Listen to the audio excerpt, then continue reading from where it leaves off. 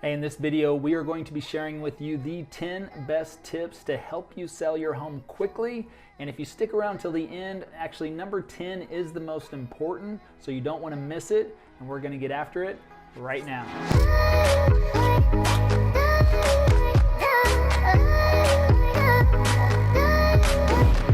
Hey, if this is your first time to this channel and you want to know everything there is about eating, sleeping, working, playing, the good and the bad of living in Dallas, Texas, then subscribe below and tap the bell for notifications so you can be the first to learn about the current market in Dallas. And my name is Levi, and my partner Jimmy and I, we get calls and emails every single day from people just like you looking to make a move to Dallas. We absolutely love it.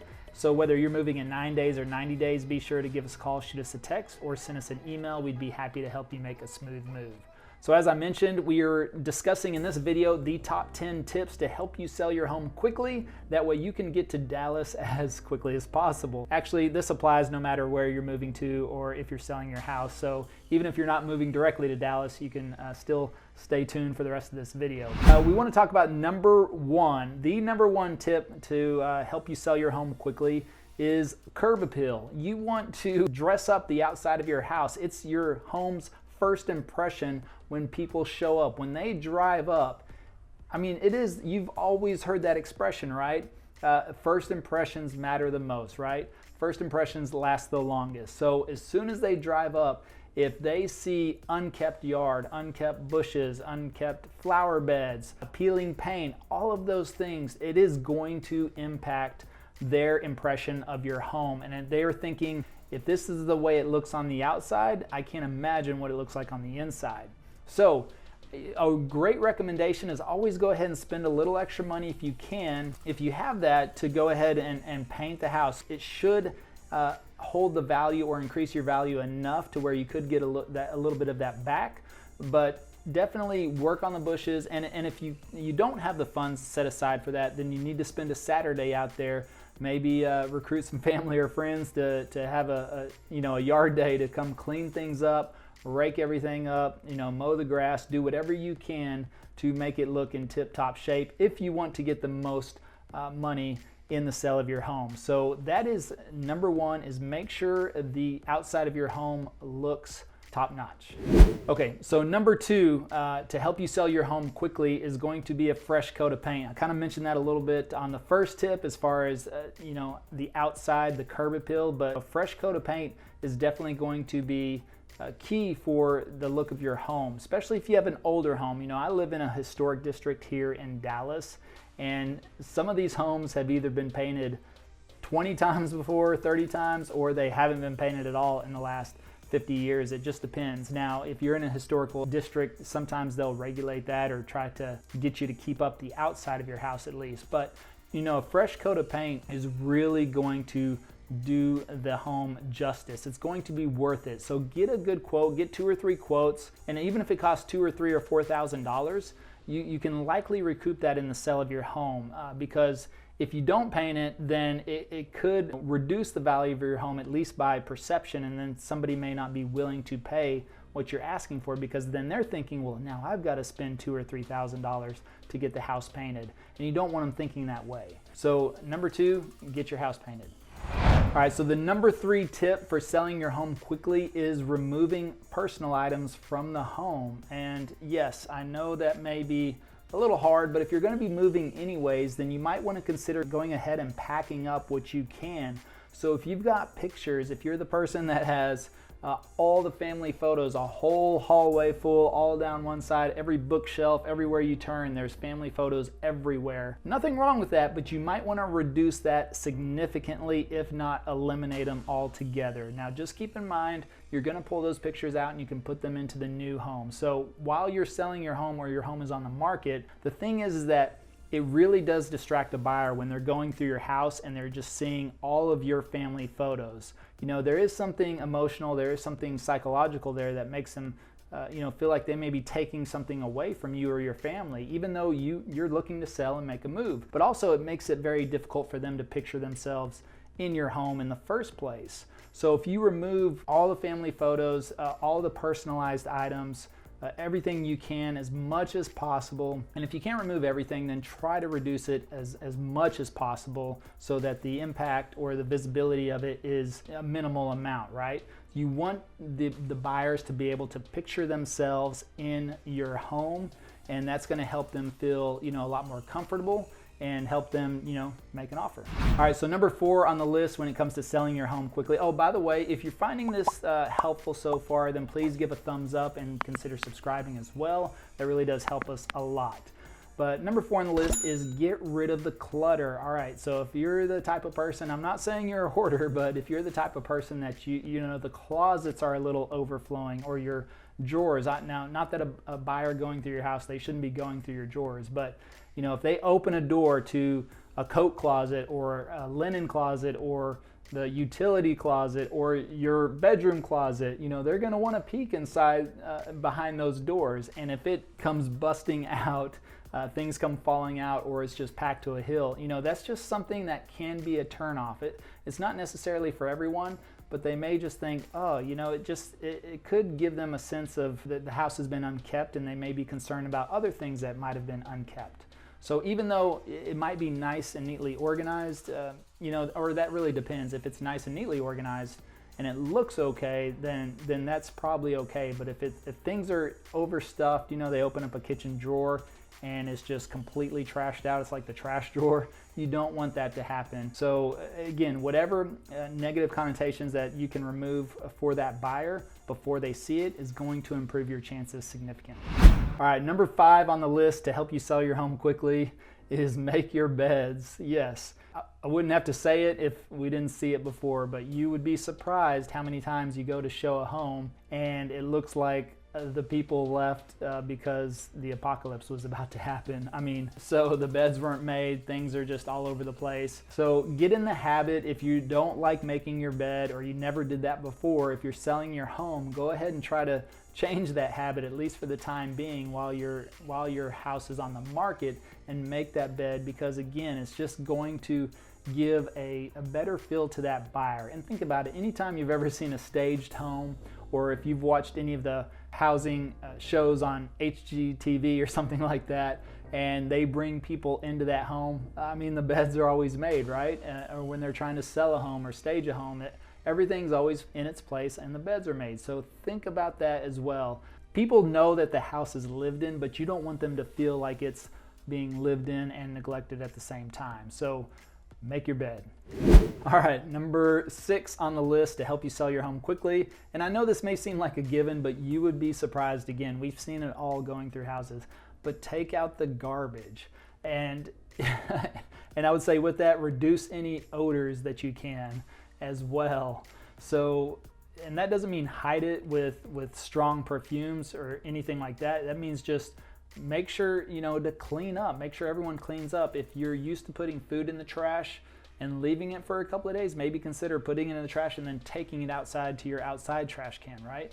Or at least before you leave, because trust me, people are, I for one, I'll just tell you my experience. I'm sensitive to smell, and which means I feel like it's my spidey sense, so to speak.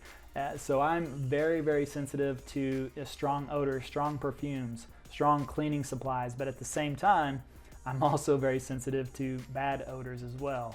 And if something's been sitting out or sitting in the trash can for a couple of days, I'll pick it up. That's just me. And so now, again, as an agent, I can kind of look past those things if I'm looking to buy a property, but sometimes buyers can't get past that. So if you're not used to taking the garbage out for a couple of days, or you're waiting for the smell test for it to tell you when to take it out, don't do that, all right? Keep the garbage out on a regular basis so that smells don't accumulate. And also check your trash can, because things leak through the trash bag or leak through whatever it is you're putting it in, and sometimes they accumulate down there at the bottom. And so even though you take out the trash, there could still be some things lingering at the bottom of the trash can. So you might want to clean out that trash can, because that could be a cause of it as well. All right, number 7, again, may seem like a given, but you'd be surprised, is leave. When you get a showing on your home, leave the house, okay? because there's nothing more awkward than whenever you are there and an agent is there trying to do their job, and then if you're there trying to volunteer information or tell them your life story or all the kids' information, the kids' story and how they grew up there, and every part you love about the house, it just doesn't work out well. I mean, it's just very uncomfortable for the buyer. It's also uncomfortable for the agent usually because they're in an awkward position. But here's the key. Not only should you just leave, but if you have dogs, you need to take the dogs with you as well. Even if you have them in a cage. I can't tell you how many times I've been in a house and the dogs are in the cage, and guess what? They don't like strangers in their house. And there's nothing more that tells you that you're a stranger in someone's house than a dog barking at you the entire time, even if it's from a cage. So if you have dogs, don't just leave them in the cage. Take them with you, because if a buyer goes into your home and they're getting barked at the entire time, number one, it makes it hard for communication between themselves and their agent, but also it just makes them feel unwelcome, and they're not thinking about what they like about your house. They're thinking about, man, this dog won't shut up. That's what they're thinking, honestly. So take your dog with you. It's just going to give a better feel for the buyer when they have a quiet environment. They can talk to their agent, ask questions. They don't feel rushed. And that's the other thing. If the dog's barking the whole time, they could feel rushed, and they're just kind of like, you know what, I want to get out of here. If people are sensitive to hearing, as I am to smell, then that's something they may not want to hear the whole time they're looking, at your house. So please leave whenever you get a showing on your house and take the dogs with you. All right, number 8. This is an open house trick, but you could do it as well, is if you get a showing. Now, you can determine when your showings are and how much notice you have. You could say, hey, I need an hour notice, I need 2 hours notice, I need 3 hours notice. You get to dictate that as the seller. Maybe you need 24 hours notice. I wouldn't recommend that. The shorter the window, the better, because people do drive around in the neighborhoods and sometimes they see a house and they'll call their agent and say, hey, can I come check out this house? So you want the minimal amount of notice possible that you're able to tolerate. So if that can be an hour or 2 hours, that's perfectly fine. And people understand that. If they're driving around in your neighborhood and they see your house and they have to wait an hour, they understand. But in the meantime, if you're kind of getting ready or you're gonna get ready to leave the house, have a little batch of cookies or something and throw that in the oven for 15 minutes. And that way, whenever, number one, if you've got kids, that'll make it easier to bribe them to get out of the house, right? Hey, if you get ready real quickly, I'm gonna bake some cookies, and then you can have some cookies in the car or wherever you're going. But at the same time, you're going to leave that nice baked cookie aroma in your house. And I think that's something that really helps people feel at home. Like I said, this is an open house trick for agents, that whenever they go to an open house is baking cookies. At least they have something to hand out, to people as they come in, but also that aroma just really makes people feel at home. Think about it when you go home at the end of the day and your spouse is cooking dinner already and you walk in. It's almost like every care in the world just kind of melts away, right? Because you walk in and just the smell, as long as your spouse is a good cook, right? Now, if they're burning everything and the smoke alarm's going off and there's a fire on the stove, then that's probably not a good thing. But if they're a decent cook, then you walk in that door, you smell what they're cooking, and there's a glass of wine waiting for you. I mean, it really changes the day, right? Especially if you've had a stressful day, you walk in and you're like, oh, okay, you know what? Everything's good now. I just feel so much better. So people will do that too. So if you're getting out of the house and you have an hour notice and you could bake some cookies, pack them up, take them with you, eat them at the park or wherever you're going. And then, at the same time, when those buyers enter your house, they will smell that. It feels welcoming, and it just puts them at ease. All right, number 9 tip for selling your home quickly is be willing to negotiate. So, there's the old saying that your first offer is usually your best offer. Now in this market, there is a situation where people are getting multiple offers, so that's a good thing.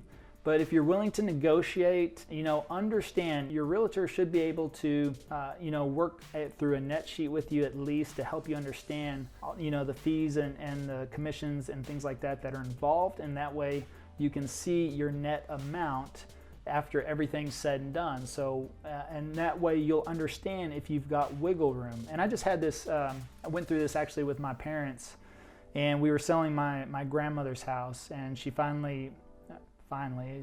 She finally passed away. I mean, she was 97 and she had 4 strokes. So I say finally because it was, you know, she went through a lot of pain in the last couple of years, but, you know, she had a great life and she was a fighter.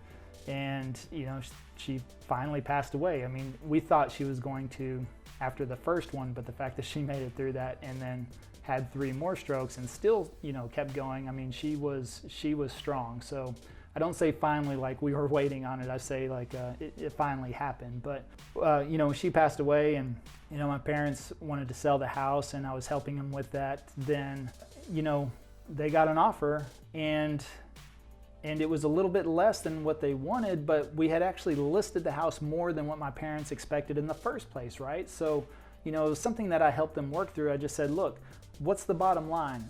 Where's the bottom line at? The buyer wanted like $7,000 in closing costs, and they wanted a new roof. So all in all, it was almost like $10,000 in concessions that they wanted, you know, and I just said, look, you know, what are you willing to accept? Well, we had actually priced the home a little bit above what my parents wanted anyways. And so even when you take the $10,000 out, they were still going to net more than they needed or wanted in the first place. So I said, you know, what's the big deal? My dad, and that's the thing, you know, my dad kind of was like, you know, he kind of felt like they were asking for a lot. But I said, hey, if you just say yes, they're going to feel like they got a great deal. And in the end, you're getting the amount you wanted anyways. We set it at a little bit higher price because we felt like we could push the limit a little bit. And he agreed. And so finally he goes, yeah, I guess you're right. I'm getting the amount actually more than I wanted in the first place. So he was okay with that. So instead of thinking like, oh man, the buyer's trying to take advantage of me, think about, okay, you know what? It still works for my bottom line. And the most important thing is getting the house sold, right? Because you'd rather have what you can get versus nothing at all, right?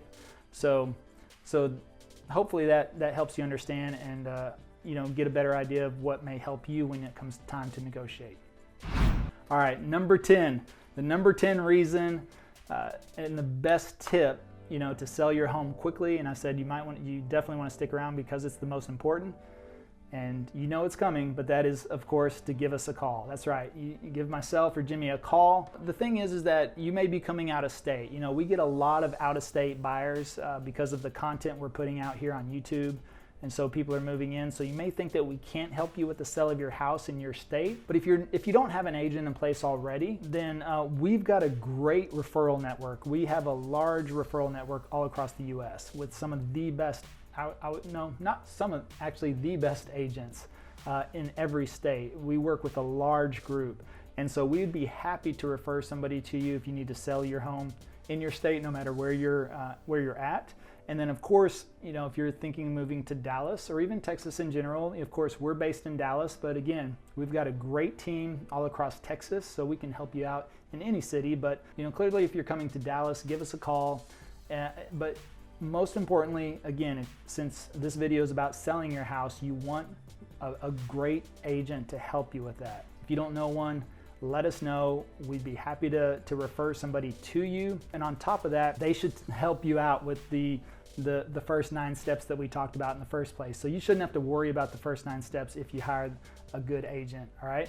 So hopefully you found this helpful. If you did, please give us a thumbs up. Also subscribe. Also comment below. Let us know if you have any tips for selling your home quickly. We would love to hear your feedback and your opinion. And until next time, well, we hope to see you around town.